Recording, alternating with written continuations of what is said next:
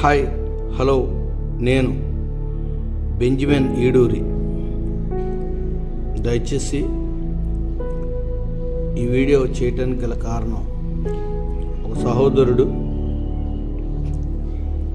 50 సార్లు ఫెయిల్ అయ్యానని చెప్పి ఆత్మహత్య చేసుకున్న సంఘటన మనకి కనబడుతుంది. యవనస్తులు దయచేసి గమనించాలి. మీకంటూ ఒక కుటుంబం దేవుడిచ్చాడు. తల్లిగా, తండ్రిగా, సహోదరులుగా ఎందరో మీ కుటుంబంలో ఉన్నారు. అయినప్పటికీ మీరు చాలా జాగ్రత్త కలిగి సత్యాన్ని గమనించాలి. 50 సార్లు ఫెయిల్ అయ్యానని చెప్పేసి మరణమే శరణము అని ఎప్పుడు కూడా అటు స్త్రీ కానీ, పురుషుడు కానీ, లేకపోతే యవనస్తుడు కానీ, యవనస్తురాలు కానీ ఎప్పుడూ కూడా మనంగా ప్రాణం తీసుకునే ప్రయత్నం చేయకూడదు. ఎందుకనంటే ఈ లోకంలోనే మనం ఫెయిల్ అయ్యాం.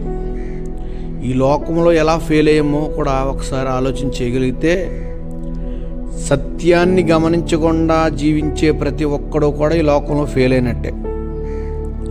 దయచేసి ఆలోచన చేయగలిగితే, ఫెయిల్ అవుతూ ఉంటాం, పడుతూ ఉంటాం, లేస్తూ ఉంటాం. పడినప్పుడు ఒక అనుభవం ఎదురైతూ ఉంటుంది, లేచినప్పుడు ఒక అనుభవం ఎదురైతూ ఉంటుంది, జీవితంలో ప్రయాణం చేసేటప్పుడు ఒక అనుభవం ఎదురైతూ ఉంటుంది, ఒక్కొక్క సందర్భంలో ఒక్కొక్క అనుభవం ఎదురైతూ ఉంటుంది. నేర్చుకోవాలి మనం. అది ఎవరైనా సరే ఈ లోకంలో మనల్ని నేర్చుకోవటానికే దేవుడు నిర్ణయించాడు. నేర్చుకుని తుదకు మనం చేయవలసింది ఏంటనంటే సత్యాన్ని చేరుకోవటం. సత్యాన్ని చేరుకోవటం అని అంటే ఒక గమ్యాన్ని చేరుకోవటం అని అర్థం. ఖచ్చితంగా ఆ విధంగా మనము పోరాడాలి. కానీ నేను చనిపోతే అయిపోతుంది అని అనుకుంటే అది కరెక్ట్ కాదని నా ఉద్దేశం. ఒకవేళ మీకు ఇంకా వేరే ఉద్దేశాలు ఏమైనా ఉంటే అవి కామెంట్ రూపంలో నాకు తెలియజేయండి. Praise lord.